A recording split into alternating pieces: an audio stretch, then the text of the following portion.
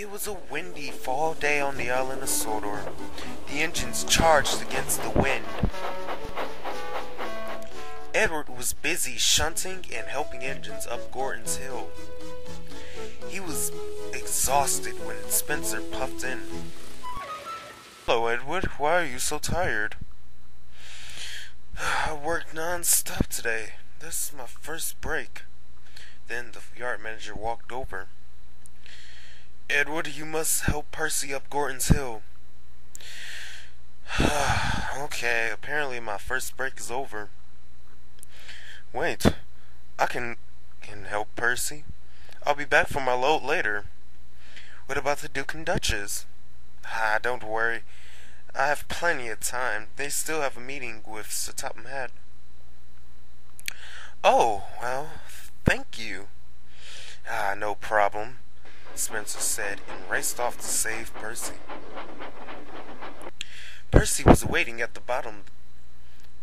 He was surprised to see Spencer instead of Edward. "Spencer, what are you doing here?" "I'm here to help you up the hill." He buffered up and pushed. The train moved up the hill. Spencer was hardly pushing. "Edward make this job sound so hard, but it's easy." They reached the top and Percy whistled happily. "Thank you, Spencer." Spencer felt good about himself. He liked being helpful. He puffed back to the station where Edward was waiting. "Easy as pie. You make it sound so hard." "I bet his load wasn't heavy, but if you had to help Henry, you would be tired." Before Spencer could answer, the yard manager came over. "James is stuck up on the hill. You must save him." "I'm on my way." He puffed away in a rush.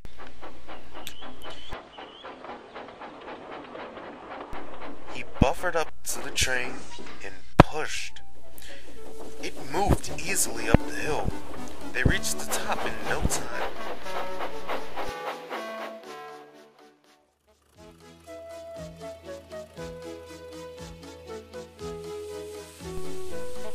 "Thank you, Spencer," James said as he raced down the other side of the hill. Spencer didn't reply. He just smiled. "Still not tired." "Come on, we have to go before we get in the way." "Okay," Spencer said confidently and puffed away. Spencer saw Edward shunting in the yards. Edward stopped when he noticed Spencer. "So, is my job hard or what?"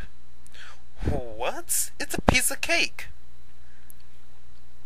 The yard manager walked over once more.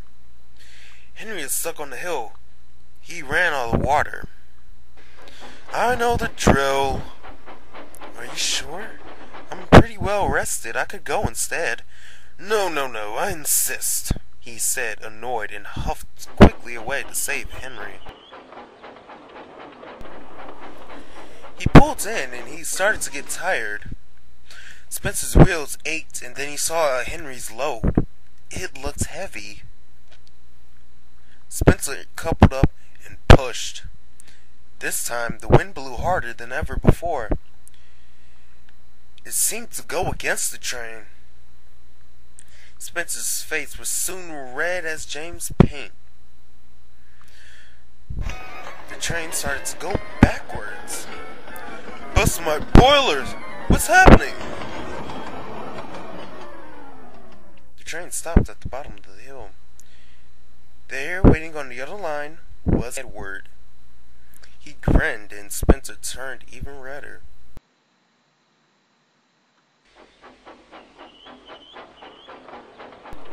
"Piece of cake, huh? I'm sorry about thinking your job was easy. You have to travel here and push a train and an engine, then travel back. It's exhausting. Can you help me with this train?" "Sure."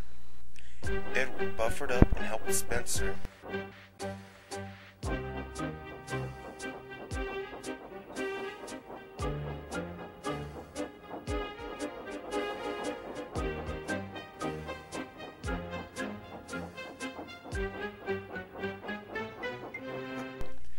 train moved up the hill, and it finally reached the top. Spencer pushed Henry to the water tower not too far away, and Edward puffed down the other side to deliver the train. Later, as Spencer was taking on water, Edward puffed in. "Thank you for giving me a break." You're welcome. Everyone needs a break once in a while." "Well, thank you. I have to deliver these trucks now. Goodbye, Spencer. Hope you return soon." He whistled loudly and puffed away, leaving Spencer alone and tired. He felt good to help so many engines today. "I think the engines are actually starting to like me," he said to his driver.